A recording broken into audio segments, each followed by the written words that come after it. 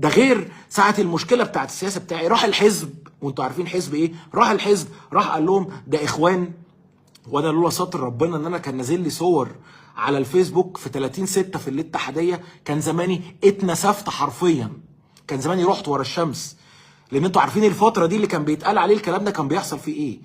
وما اكتفاش ان هو يقول عليا اخوان، ده راح اتبلى عليا وراح قال ان انا كنت ببات في ميدان رابعه العدويه، راح قال ان انا كنت بمول وبدفع فلوس في رابعه العدويه. فانت متخيل واحد يروح يقول الكلام ده على حد في الفتره دي، ده معناها ايه؟ ده واحد عايز يخلص عليا ويقضي عليا تماما، يقضي عليا تماما. فتيجي تقول لي ما تفرحش ما تشمتش، انت ليه بتقول كابتن شوبير هو اللي ليه علاقه بالموضوع ما انه ملوش لازمه؟ ازاي يا جدع؟ ده انا عارف الكلام ده كله وساكت وكاتم في نفسي. ازاي تقول لي ومش عارف اتكلم واقول الكلام ده كنت؟ فتيجي تقول لي ما تشمتش